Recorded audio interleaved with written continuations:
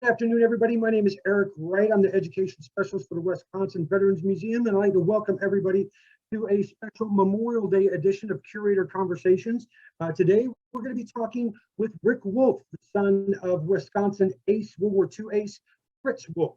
And he's going to be telling us about his father's service and his legacy. But before we get started, I just want to mention a couple of thank yous.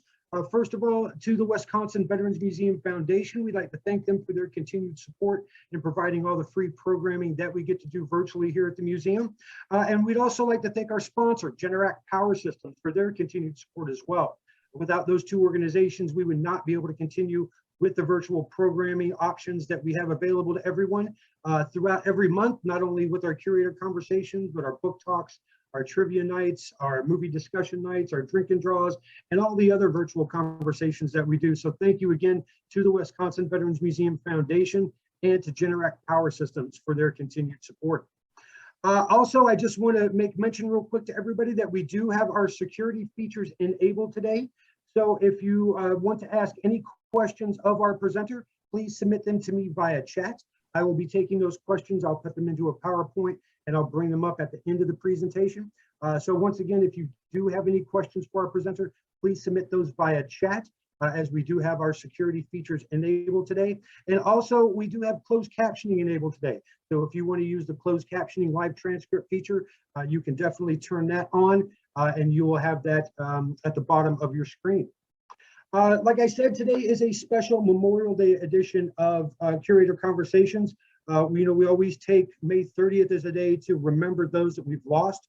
And in particular, those that are really close to home to us, especially with the Wisconsin Veterans Museum and focusing on Wisconsin veterans.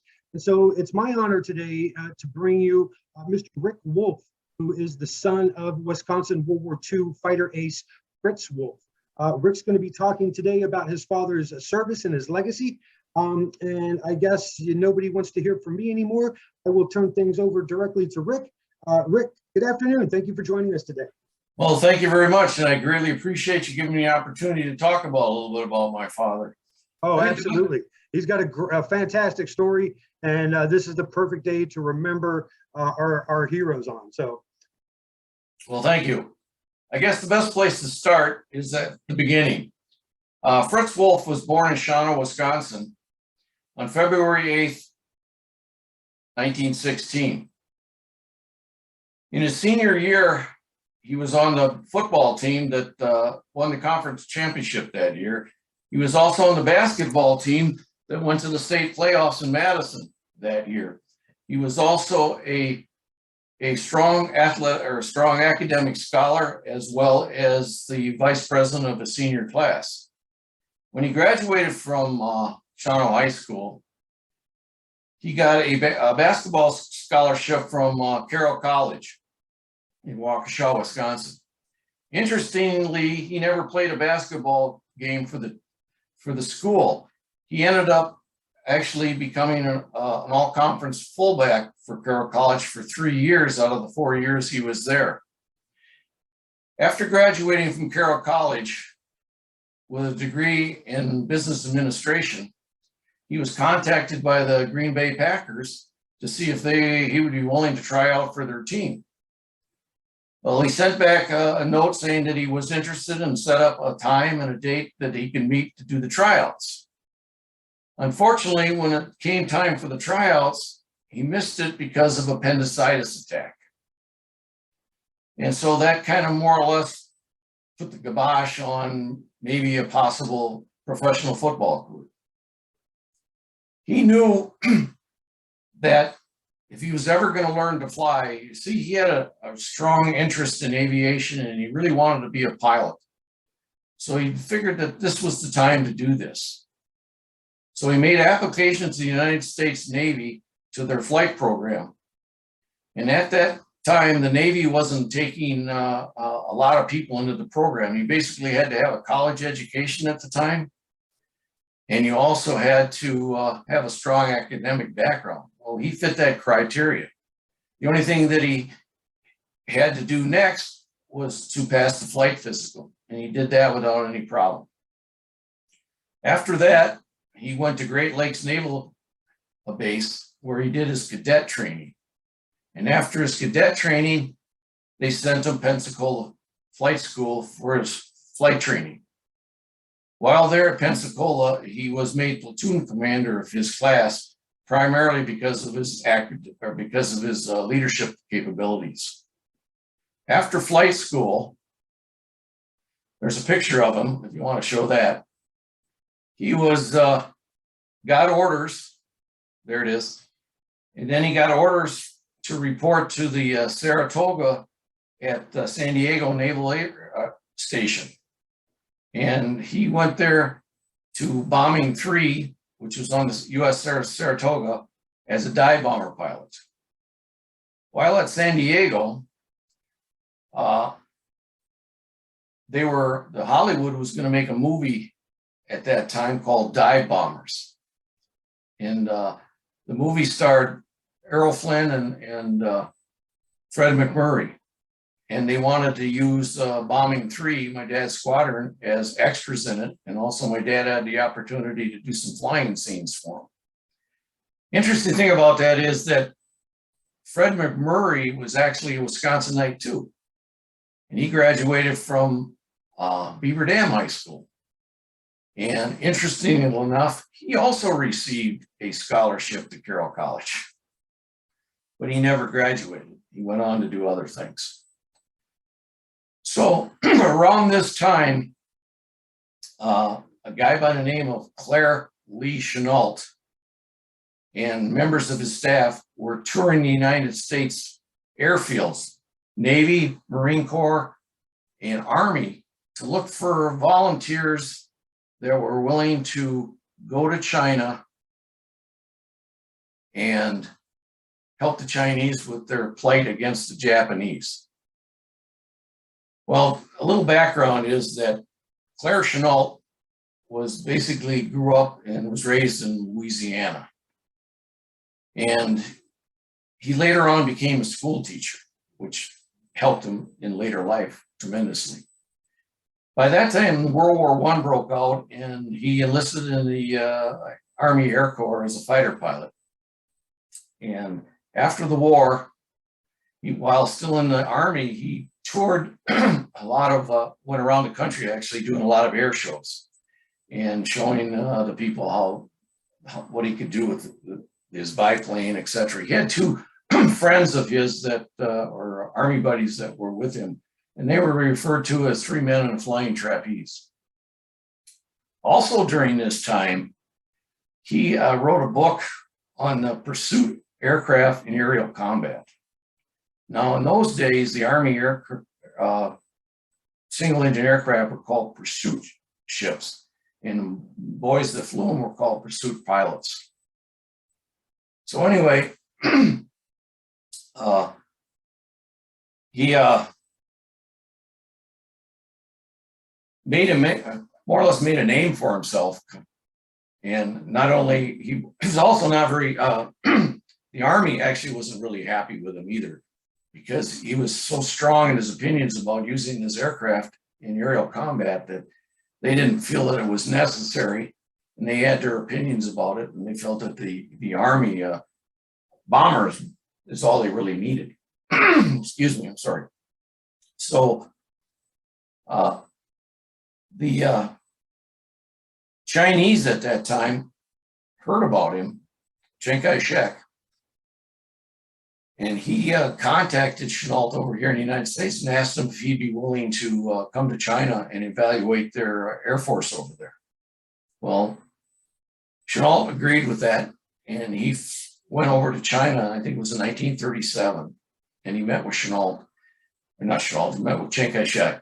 And Chiang Kai-shek had a wife, Madame Chiang Kai-shek, which was a very educated Chinese woman who was educated here in the United States and spoke English very well.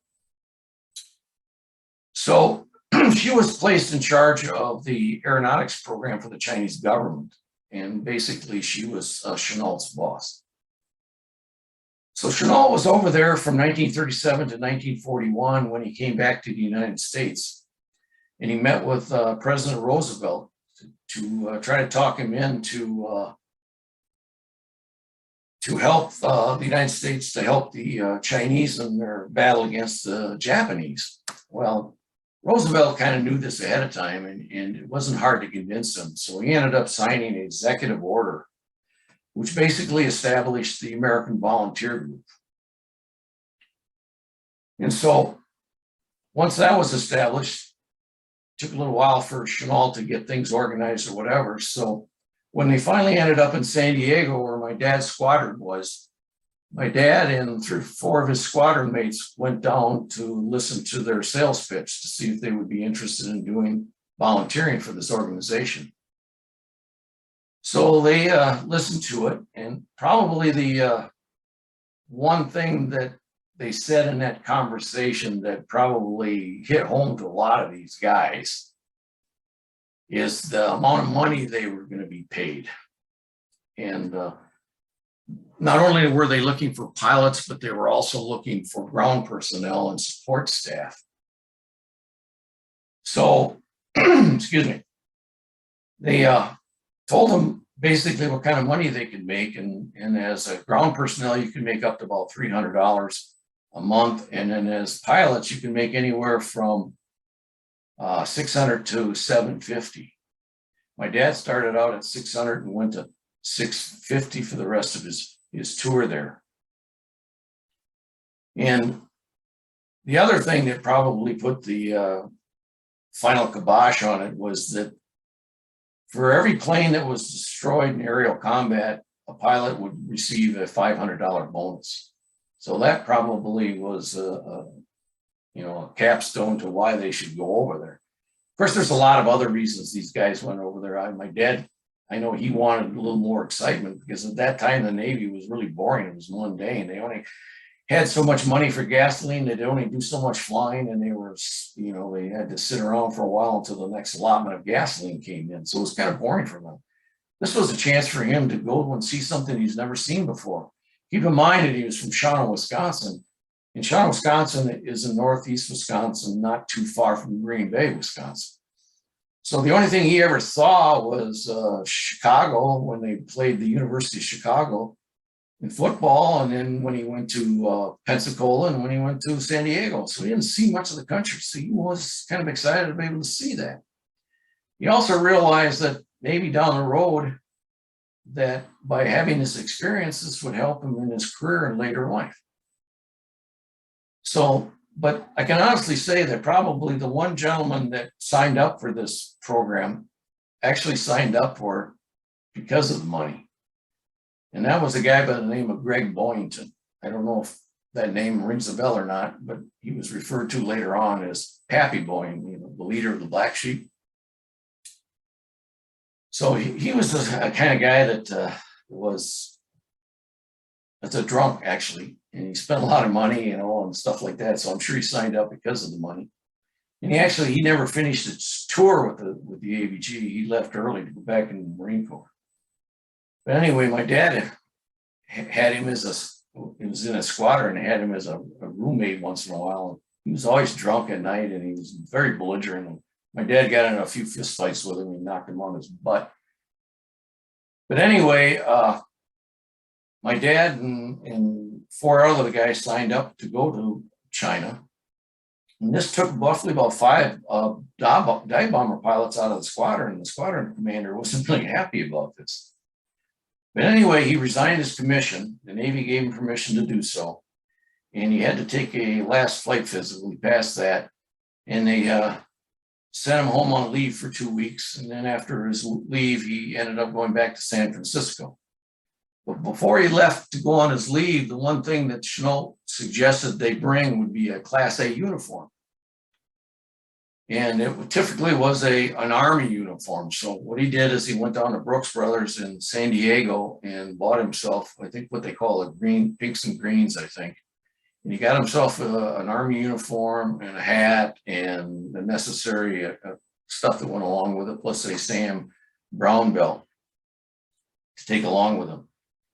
And he also bought himself a Smith & Wesson long barrel pistol, and he took along 1,000 rounds of ammunition. So anyway, by the time they got to, this is his uniform. And be honest with you, this uniform he's wearing right here in this picture that's the only time that he wore it. He actually just went down while he was in China, went down to a photographer and got his picture taken. And that's the only time he wore that uniform. He did wear the hat every once in a while, but he never wore the uniform. And interestingly, when he came back from China and he came back to Wisconsin, he donated this uniform to the State Historical Society, who eventually gave it to the Wisconsin Veterans Museum. But anyway, moving on. They were in San Francisco waiting to board ship up there, and there was about a little over 100 so volunteers. And it took the AVG members to get to China. It took them at least 4 trips. There was 30 personnel that left before this one. Dad left the second time, and then there was 2 others to follow them. So they ended up basically with maybe 360 volunteers at the beginning.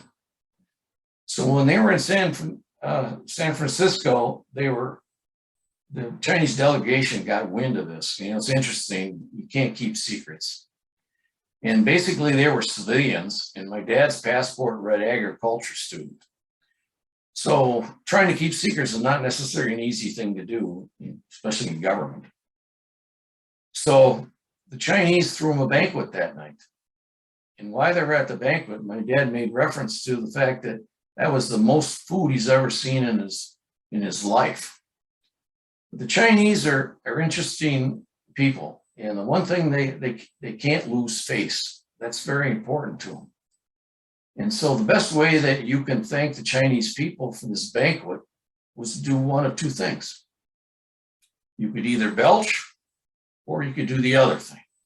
And by those things, they knew that you enjoyed the food and enjoyed the banquet that they gave. So anyway, the next day they boarded the Jagersfontein, which is a Dutch ship, which is half freighter and half passenger. And there was, like I said, a little over 100 volunteers on this ship. Well, they left to sail to Rangoon, Burma. I think it was July 6, 1941. So the worst thing that happened to them on that cruise was that after 2 weeks of sailing, the booze ran out. And that kind of set the tone for the rest of the cruise. And those guys were livid. They were mad, and they were raising holy heck. And the captain he wanted to get rid of those guys so fast he made his head swim. So the one interesting story that my dad always told every once in a while, and keep in mind, I never heard these stories personally. I got these by going through his memorabilia and getting it secondhand from other people and other resources. So I never heard these stories that he told me personally. I heard them in other ways. But the one story he always tells, my dad liked to tell stories, and he always found humor in certain things, and he always made his stories kind of funny. But on the cruise, when he was going over there, he made friends with another Dutch captain who was taking the cruise to Singapore, because they were going to dock in Singapore, and he was going to take another boat out from there. So he'd meet with the guy every day, and every day at 4 o'clock, he said, "Why don't you come up and have a gin and bitters with me?"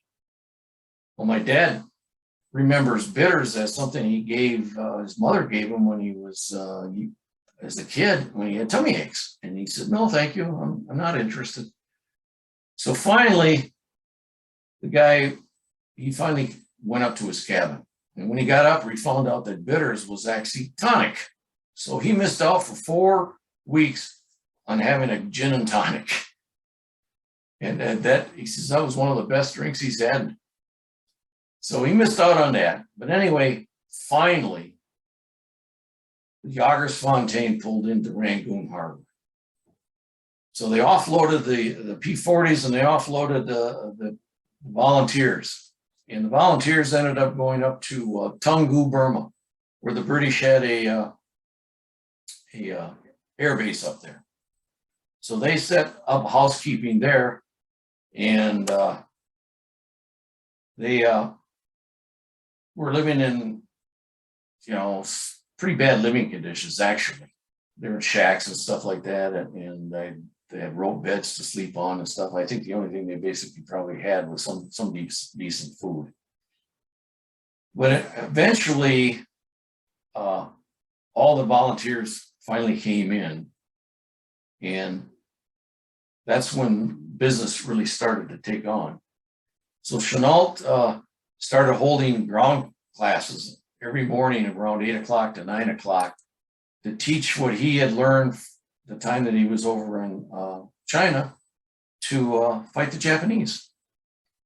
The one thing that he constantly talked to these guys about and drummed into their heads was that you should never turn with the Japanese, because their planes were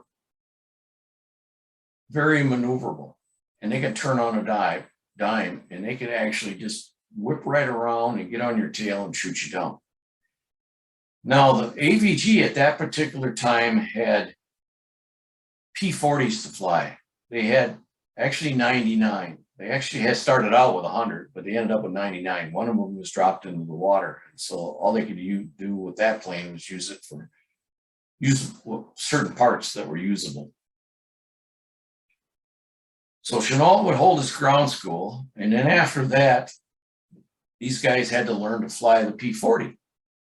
Now, keep in mind that over 50% of these guys were Navy pilots, so they never flew a P-40 before. And the rest of them were made up of Army pilots. And a lot of those Army pilots were actually bomber pilots. They never had any experience in a single engine aircraft. So Chenault had to teach them how to fly this plane and how to use it in combat. The one thing that the Navy did with their Navy pilots is they were taught to land 2 knots above stalling speed.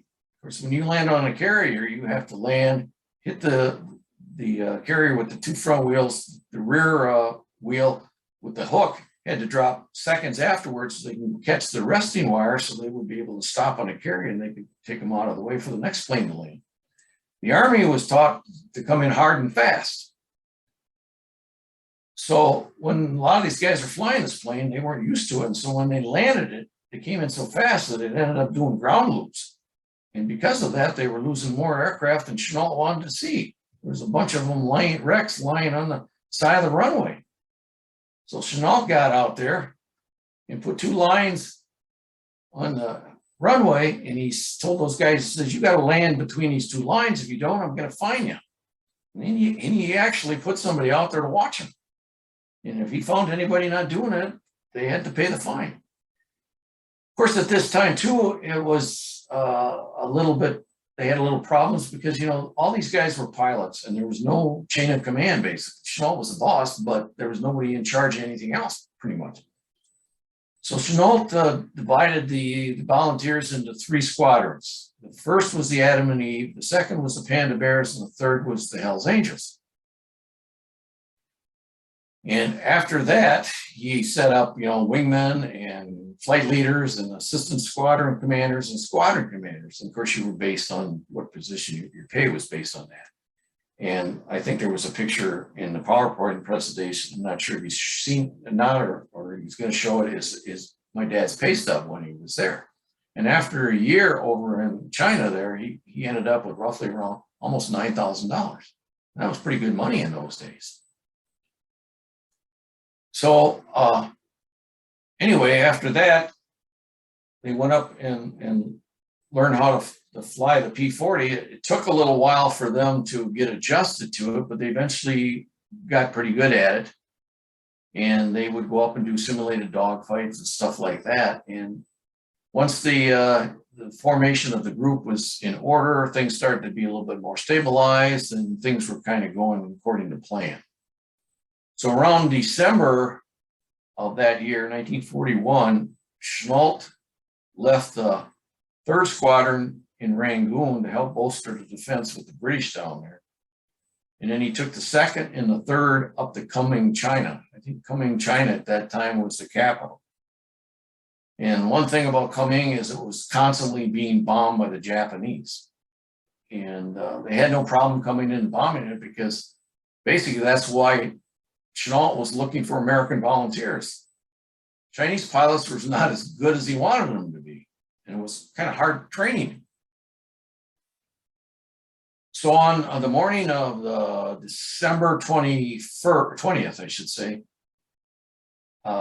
incoming, Chenault got a message that 10 I-97 Mitsubishi bombers, twin engine bombers, were coming out of Thailand to bomb Kunming. So he sent the second up for top cover above the city, and he sent the first out to engage the enemy. And when the first finally saw the enemy, this enemy also saw them, and they took a 180 and started heading for home. Because the Chinese were so used to coming to bomb them, they never had fighter escort. They didn't worry about the Chinese. But when they saw these guys and the different type of aircraft, they ended up taking the 180 and heading for home. So the Tigers gunned it and went after them. I should say the ABG, and went after them. And when they finally got caught up to them, the squadron commander told a few of the guys to go up for top cover just in case any fighters did show up, and the rest went in for the attack. And my dad was one of the ones that went in for the attack. At that time, the Japanese were flying a VWII. That was their formation. So he came in from the right beam, and he eyed this one V, and he eyed up the outside bomber, and he came down like Chenault said, is to dive down. He dived down below him. He leveled off at the same altitude they were, and he gave out a quick burst. And that was about 500 yards, and nothing hit whatsoever. So he went in closer, and he let go of another burst, and he hit the engine, and the engine started to smoke, and all of a sudden the engine folded down with the aircraft. He yanked on a stick and went back upstairs and got in position to make another attack. And this time he was going at the bomber in the front of the V. So he came back down, dived down, got at same altitude as the bomber, pretty much behind him. And he could see that the rear gunner was shooting at him, but no bullets were hitting him. So he let go of a quick burst, and you could see the bullets ripping into the rear gunner. Then he let go another burst. Same thing happened. He hit the engine, the wing folded, and down it went. And so that was number 2. So he yanked back on the stick. He almost hit that bomber when it was going down. He yanked on the stick, went back upstairs, got in position for another attack. This time it was the last bomber in that V. He came down for the attack, let go a quick burst, and same thing happened. Well, almost the same thing. The bullets hit the engine and started to smoke, but it didn't, the wing didn't fold. So it was going into a gradual decline. So he went in for the final kill, or the coup de grace, as they say, and he pressed the trigger and no bullets came. So another pilot, probably his wingman, went in and finished it off.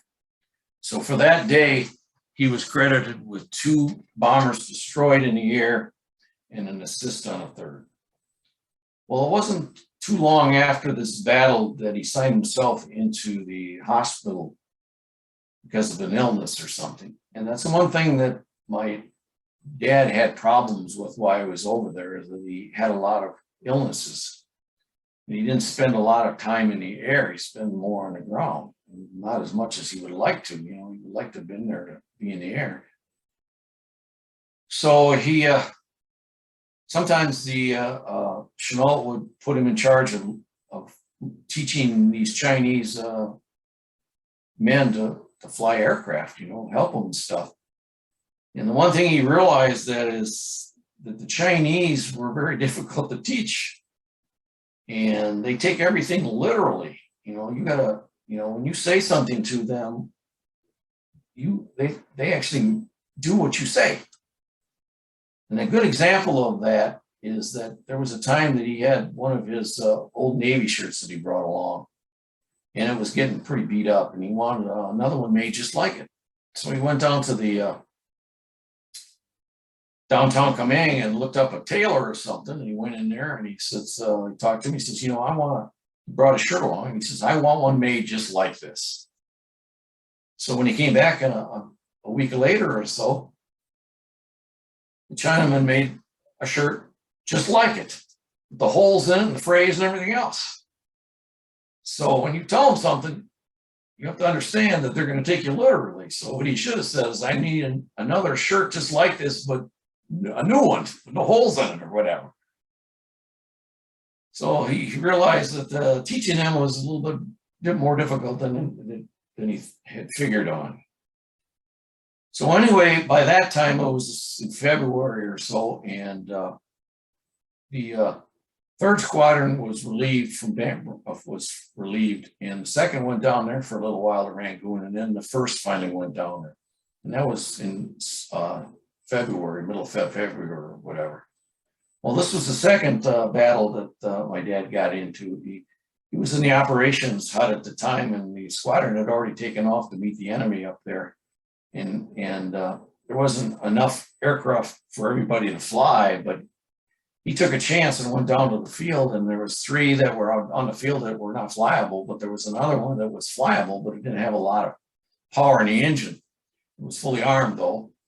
So he took it off, and he said that it took him roughly about 40 minutes or so to get to the altitude that the battle was taking on. And by the time he got up there, he mixed it up with a few Japanese. He was able to smoke a couple of them, but he never could claim them because he never really actually saw them crash, but he knew they were going down. But he did hit another one, and that was confirmed, but unfortunately combat records were lost and it never got attached to his file, so he didn't get credit for that one. So after that engagement, pretty much their time in Rangoon was pretty much up because the Japanese were knocking on the door. So Chanel pulled them out of there and sent them up to Low Wing to another air base up there. And that's where my dad got into another battle with the Japanese. And word got through that the Japanese were coming in, and they were roughly at maybe 10,000 feet or something like that. And so they took off and got up to the altitude to meet them and to mix it up with them. And when they got up there, there was no Japanese. Well, their information was wrong, and they ended up, the Japanese surprised them, and they came in at treetop level to do the bombing and the strafing. So my dad's squadron had to come back down, and he was coming in a pretty good dive at a pretty good clip. And by the time he got down to the ground, a Japanese fighter just so happened to fly right in front of him, and he let go of a quick burst, and it flipped over and hit the ground, blew up.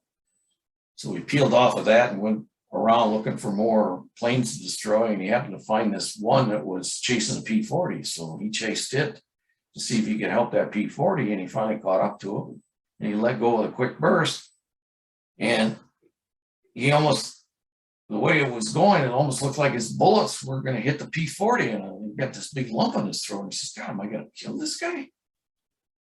And so it just so happens that they were in really a tight turn, and the centrifugal force looked like that he was going to hit the P-40, but it ended up hitting the fighter, and the fighter went down. So he was credited with 2 Japanese victories that day, and there's a newspaper clipping with the article in there that says Fritz Wolf downs 2 Japs in Burma dogfight. So anyway, after that battle, time progressed a little bit. They pulled them out of Low Wing, and they went up to Magua, and they set up a shop there for a little while. And one of them, probably the most terrifying experiences he ever had during that time in AVG is that he got caught on the ground during a bombing attack, and he had no place to go, so he actually had to lie on the field, and basically, you know, they tell you what you need to do, keep your mouth open or whatever, and he just sat there and watched the bombs drop, you know, and I tell you, if he didn't have religion before. He certainly got it that day, praying that none of them would hit him. And he was fortunate, nothing did. So he was able to survive that. There was a squadron mate of his named Charlie Bond, who later became a general in the Air Force. And he wrote in his diary that he said even Fritz Wolf was scared, and Fritz is no baby.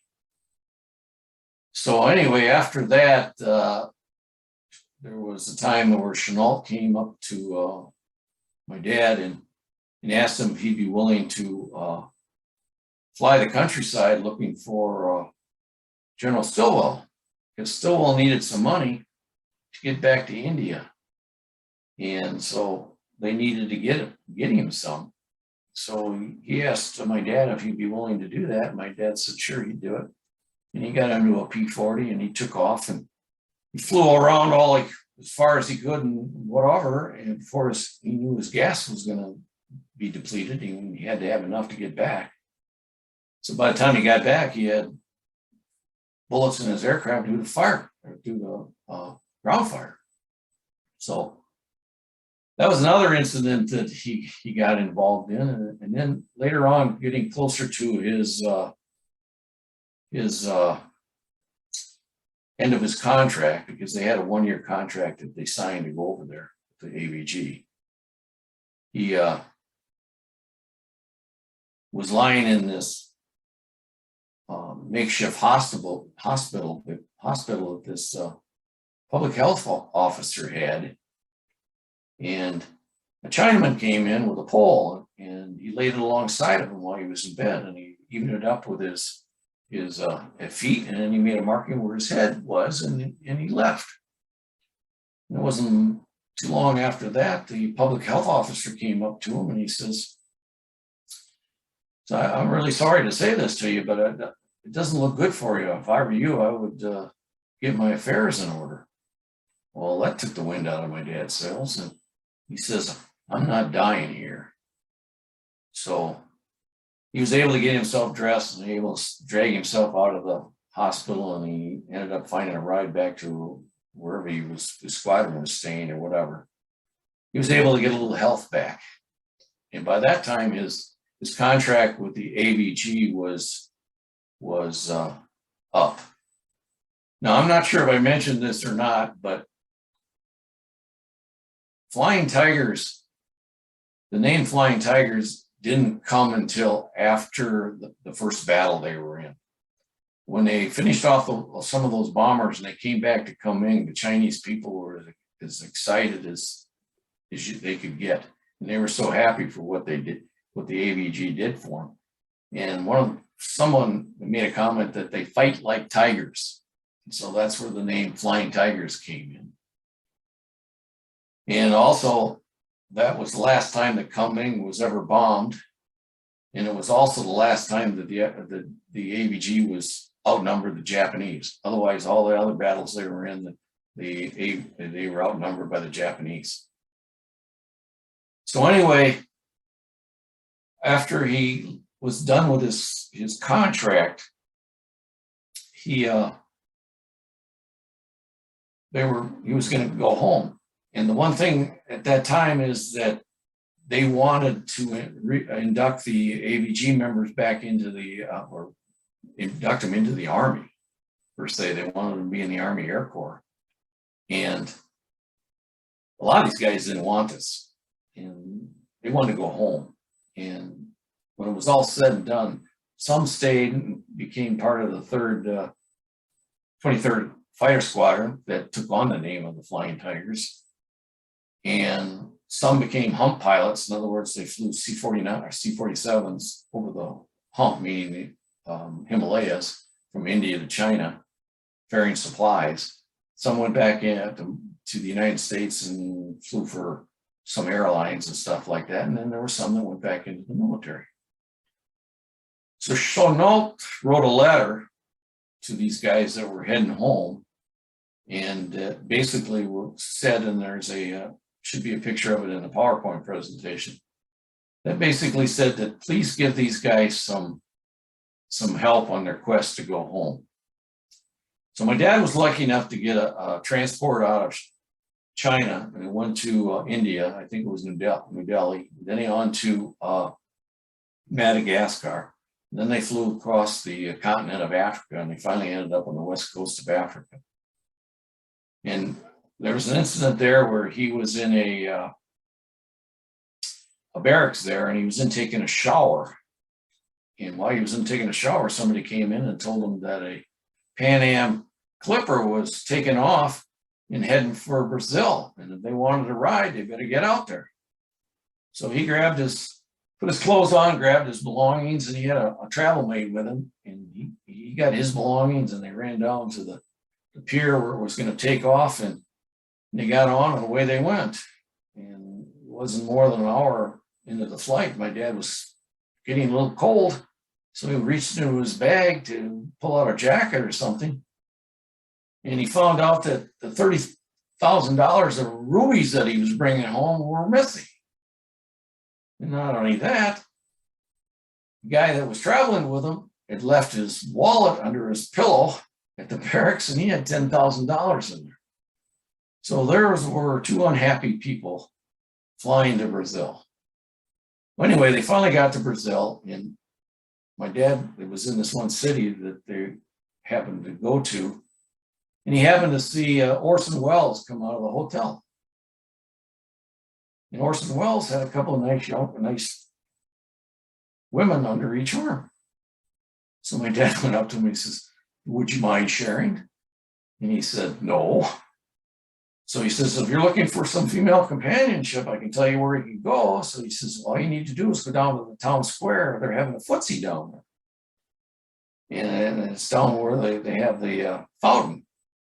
So basically they have women together and the men are together, and they walk around the fountain for X amount of time, and then they finally stop. And by that time, they kind of picked out who they kind of want to spend the evening with. So my dad supposedly had eyed up a pretty nice woman, and she brought him over to her mom and her dad and her brothers and sisters and aunts and uncles and every Tom, Dick, and Harry that was there.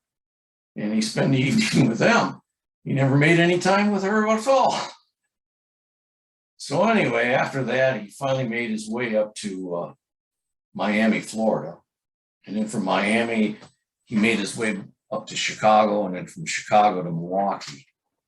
And in Milwaukee, he stayed the night with his cousin, John Gephardt. And John Gephardt got a telegram from the mayor of Shawano saying that when you drive him up here, you got to stop just before you get into Shawano. So that's what he did. And there he met his mom and dad and brother and a bunch of other people for the first time in over a year. And that's a picture of his mom and his dad.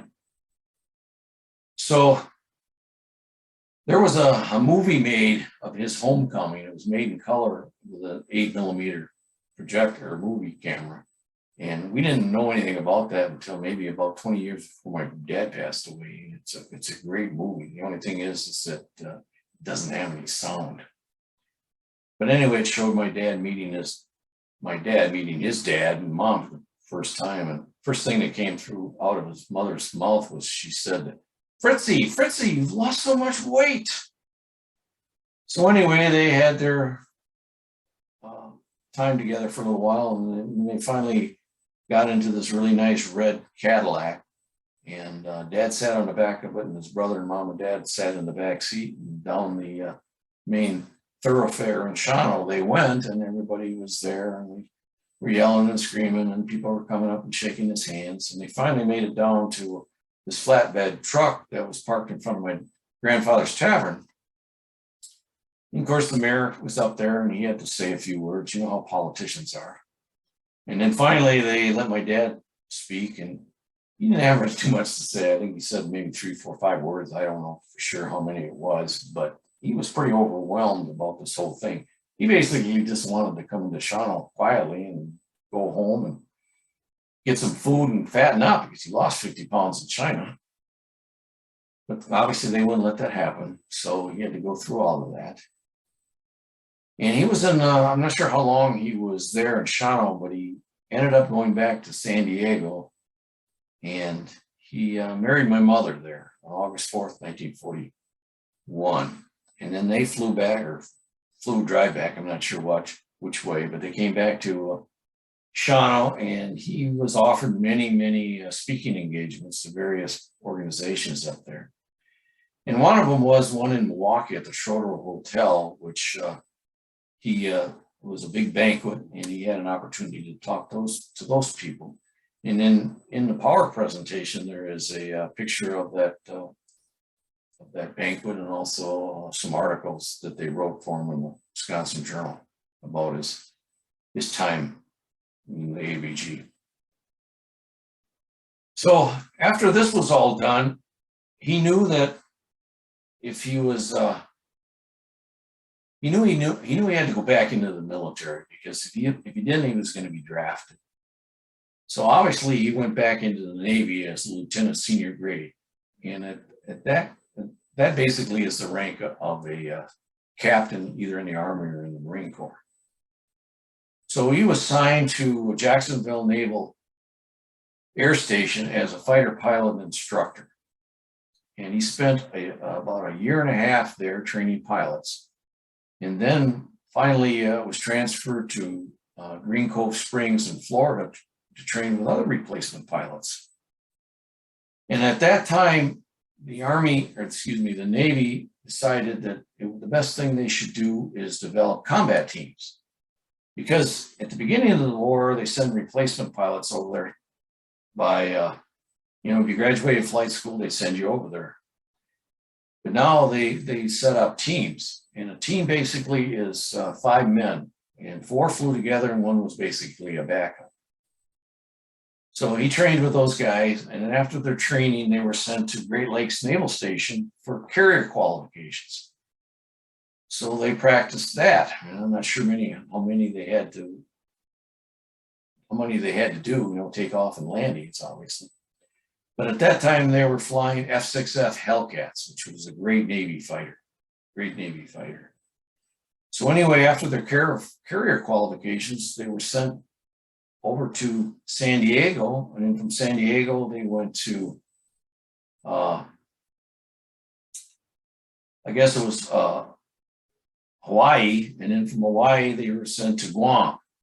And on April 8th, 1945, and there's a copy of his orders, he took 20 replacement pilots with him, and he was assigned to the U.S. Hornet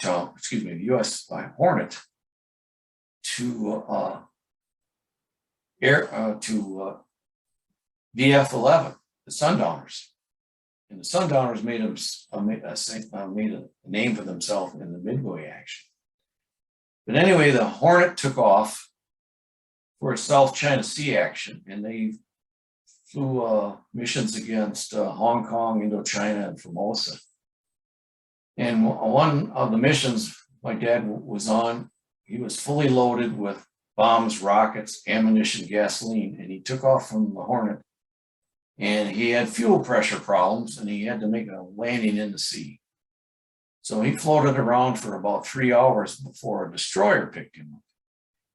And he said that that was worse than drowning. It's the way they plucked him out of the water. Another bit of trivia that I think is worth mentioning is that I did a lot of research on my dad, and all the information that I gained is through what he left behind.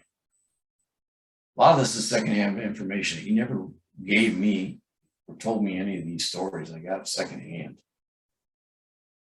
So anyway, when I was on the computer one day looking for some information, I ran across this article by a guy by the name of Norm Stark, and he wrote an article about his time as a Navy fighter pilot. So I looked at that and read it and stuff, and he had a subheading under there that I thought was quite interesting. He says, "My worth is worth 10 gallons of ice cream." So I guess what it was is that the destroyers, if they could pick up down pilots and get them back to the crews, they would request 10 gallons of ice cream. So I thought that was kind of interesting. The other interesting thing is that this Norm Stark eventually ended up in my dad's squadron, which I'll tell you about in a few minutes. So anyway, after their South China Sea action, my dad was transferred to the USS Yorktown, the Fighting Lady, as a squadron commander. And it was a new squadron that the Navy was forming. It was VBF, and they were in Air Group 3, so it was VBF 3, which is basically a bomber fighter squadron. And I think the reason the Navy did this is because they were sending so many F-6 Hellcats to the Pacific that they had a hard time keeping inventory, so they had to make another squadron. And actually, the F-6 Hellcat was a damn good bomber, too. I mean, it was a good fighter, and it was a good bomber. So he was made squadron commander, and there's a couple pictures of him being welcomed by his probably the captain of the Yorktown and the flight operations officer. And there's also a picture of him and his F-6 Hellcat.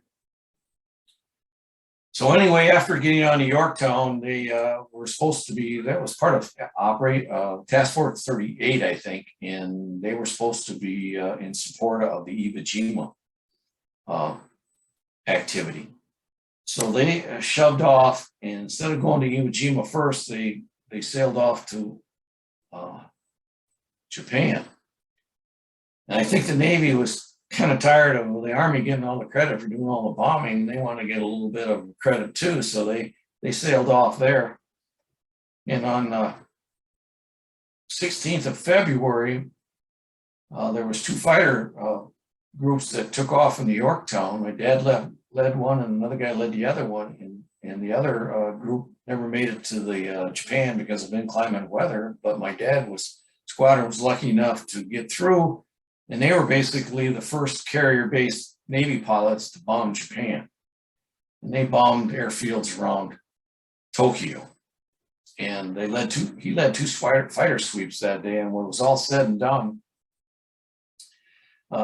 his squadron had 24 aerial victories, plus a lot of damaged aircraft and destroyed aircraft on the ground.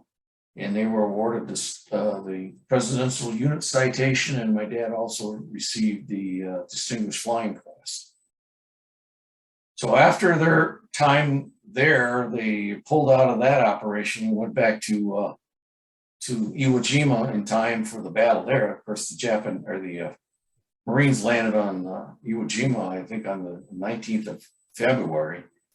And then the Yorktown participated in ground attacks, supporting the Marines from the 22nd to the 23rd. And my dad was air operations officer at that time, and he also participated in a few sorties himself. And after that, they were sent back to Japan, and they ran some more sorties down there. And then by that time, it was March, and my dad was relieved of command of bombing or VBF 3, and they sent him to the United States to Chula Vista Brown Field as executive officer. And while being there, he was there actually until 1946, and then by then he made a decision that he wanted to stay in the Navy, so he applied for full commission in the United States Navy, but he was turned down for health reasons. And as far as I could find out, I think he had problems with colitis at times, and I think that got on his record, and he felt that he cured that situation, but the Army or the Navy felt that he didn't, so they didn't accept him. So it's one of those situations you're good enough to fight for your country in wartime, but not good enough to serve in peacetime. So at that time, he knew that he needed a job. He wanted to get a good job before they were all taken. So he ended up applying to the Aeronautics Commission in Madison, Wisconsin, state government. And he got the job there, and he was made operations consultant, which basically oversee the operations of airports. And he was in that position until 1967, when he also retired from the Navy Reserve as a commander. And he was also made the first director of the Division of Aeronautics. And after a few years went by, state government established their departments and stuff, and they ended up with a Department of Transportation, and they put the aviation department or the aeronautics department in under the Department of Transportation, and that became a bureau. And my dad was the first bureau director, and he held that position until he retired. And he was really very upset with that situation because he felt that aviation deserved a higher ranking than being in the Department of Transportation. But he didn't win that battle. And by that time, he was getting retirement age, so he did retire in 1981. In 1989, he was inducted in the Aviation Hall of Fame. And then in 1996, the United States Air Force gave the AVG members, the pilots, a Distinguished Flying Cross, and the ground personnel got a Bronze Star. And then in 1997, on the 24th of April, he passed away.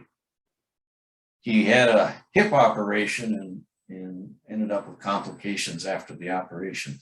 The sad thing about it was the operation was a success, but the patient died.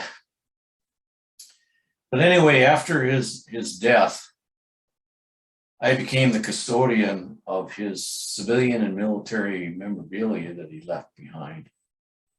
And I went through that stuff like a fine-tooth comb. And that's how I learned about him. And I was astonished at what this man achieved throughout his lifetime. So the one thing I can say about my father is that he wasn't a promoter of himself. He was just a everyday Joe Blow type of guy that liked to tell stories and had fun with people and never would listen to people, etc.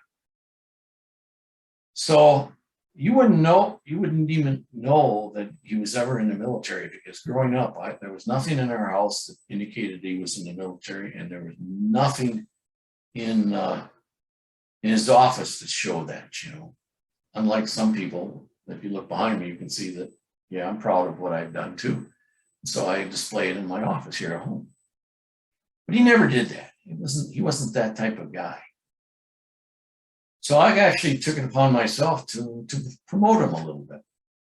So the first thing that I did is that I wanted to get an airport named after him. And I tried to get the Dane County Regional Airport in Madison, Wisconsin named for him. But I found out that that was a pretty tough thing to do. And it's more like who you know, not what you know. So it just so happens that I came in contact with the Dane County Executor, a woman by the name of Kathleen Falk, and she gave me some information that the Wisconsin Aviation Center at Dane County was pretty much a brand new building.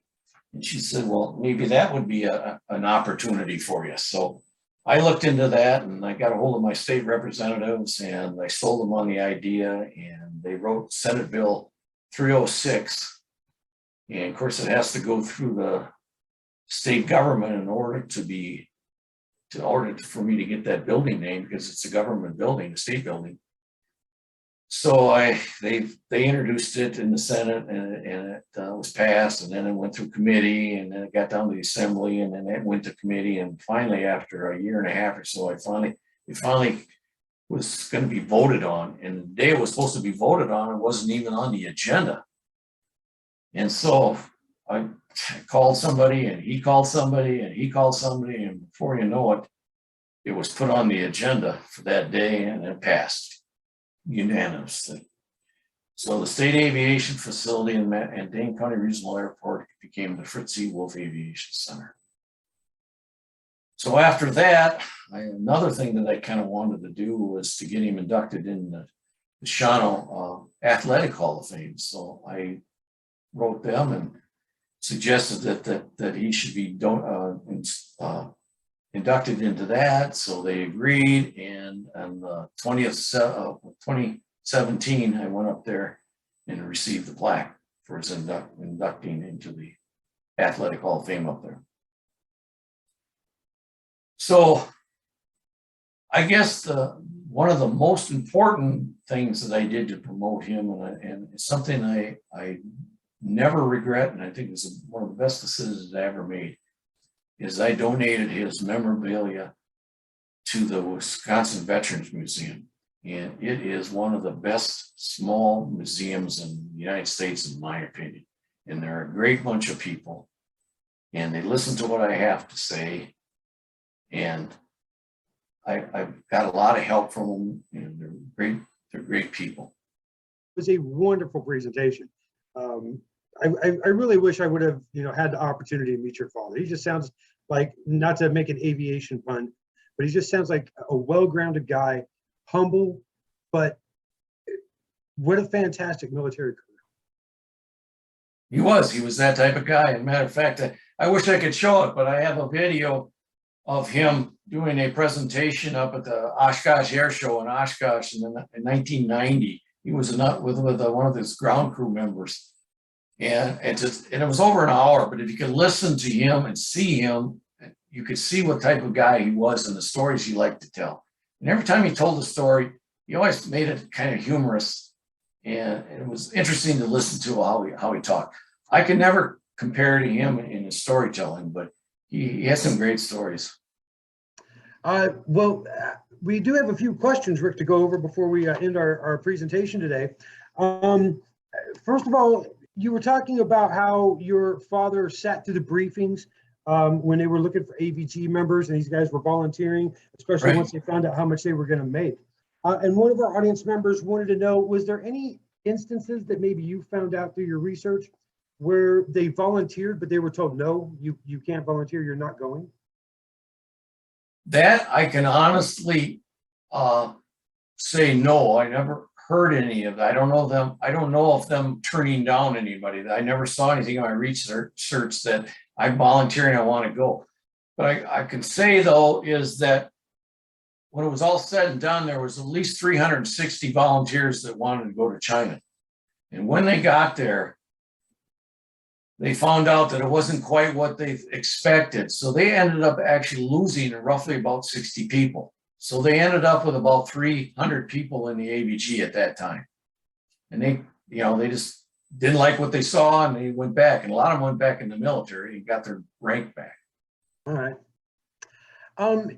Can you speak anything about the origination of the Flying Tigers paint scheme that they had on the front of the P-40s? I know you were saying that the Flying Tigers were sort of after the AVG.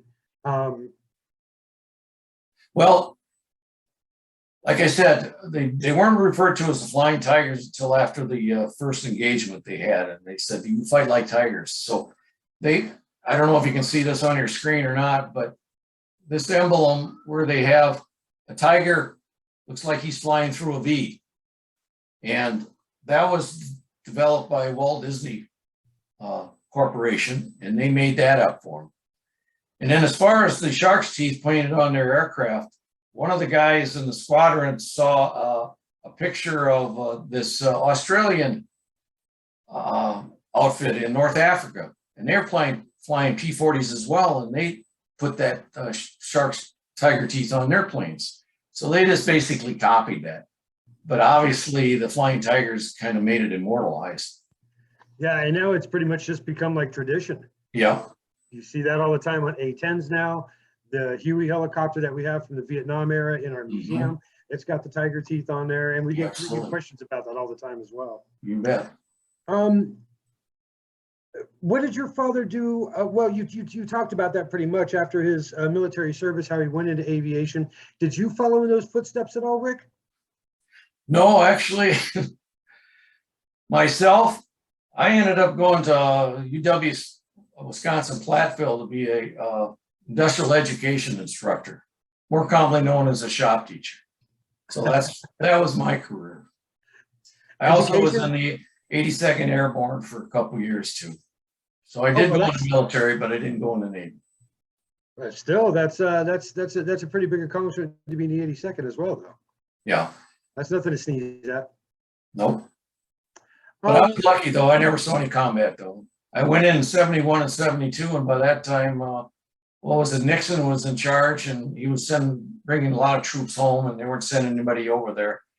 So I had the chance to go to Germany and end up in a leg outfit, but me and some buddies decided we'd go airborne instead. And we ended up our time at Fort Bragg, North Carolina. I was actually attached to the 82nd. I was in the 1st and 17th Air Cavalry, attached to the 82nd. We were the eyes and ears of the division. So I spent basically my 2 years there stateside. Well, thanks for your service, Rick. Definitely. Thank you. Yeah. Do you have any favorite books written about the AVG or the Flying Tigers that you would recommend to some of our audience members out there? Well, there's quite a few books out there, and I did, I guess I donated that one, but it was the first one that they written in 1942 that was about them, and my dad was mentioned in it a few times or stuff like that. There's another PowerPoint picture in your power presentation that is called Hell Over China. Oh, yeah. And when my dad came back from the Flying Tigers, he was interviewed by a guy by the name of Douglas Ingalls, I think it is. And he told the story, but this guy wrote the story basically, and it was in Trails magazine in 1842, and it told about his experiences in the AVG. So that was a great read, and that's where I learned a lot of information. And he also wrote another article called The Truth About the Zero, written by the same guy, and he told his experiences about what it was like to, and what kind of aircraft that they fought against in while he was over there in Burma. So those are two good articles. And then lastly, Rick, you said your father served, or he did his aircraft carrier training on Great Lakes on the USS Badger and the USS Sabre out there. Do you know if he trained at all with former President Bush? That I couldn't tell you. I really don't know. I know he didn't have him because he was only 19 when he went in, and to me in the four walls here or whatever, he didn't have a lot of respect for George Bush and his flying abilities. He knew about him. The only reason that George Bush got lucky is he just happened to be plucked out of the water on a submarine, and somebody had a camera. But he didn't have a lot of good things to say about him, particularly. Well, from what I understand, that aircraft carrier landings and takeoffs out on Lake Michigan, those were pretty hairy sometimes. So. Well, I'll be honest with you. You know more about it than I do, because I don't even know what the name of the ships that were up there. Oh, okay. So you know more about that than I do. We'll have to have lunch and talk about that sometime. Okay. Well, one last thing before we go or so is that there's a book called Preemptive Strike, and it was written by a guy by the name of Alan Armstrong, and he was a lawyer down in Atlanta, and I had communications with him. And it's called The Secret Plan That Would Have Prevented the Attack against Pearl Harbor. And the interesting thing is that the AVG, Chennault had a plan, but he really never had a chance to fully develop it because Pearl Harbor came before he could enact that. And there was actually an AVG-1, an AVG-2, and an AVG-3, but in 2 and 3 never came about because of the Japanese beat us to the punch, and they bombed us first. So if anybody's interested, they should look that up and read it, and you can find out a lot of more information. It's really a pretty good book.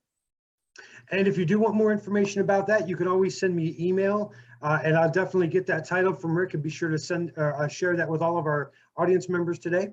But you can send me email at erik.wright, eric.wright@deltavictoralpha.wisconsin.gov. And just ask for the title of that book or any of the articles that Rick's mentioned today, and I could definitely get that information from Rick and share that with you. Rick, thank you once again for joining us today and just talking, just talking about your father, just as a regular person, the person that you knew on this Memorial Day. Just thanks so much for sharing all that with us today. And again, thank you for your service. Thank you very much. And I will say one last thing, and then we'll shut it off. As I says, if anybody out there is really interested and wants to know more information, you can always reach me at R.A. Wolf, WLF, 1949 @gmail.com. And I'd be happy to answer any questions that you might have. Well, awesome. Thank you again, Rick. And thank you everybody for joining us today. I hope everyone enjoys the rest of their afternoon, and we'll see you next time here at the museum. Okay, well, thank you very much.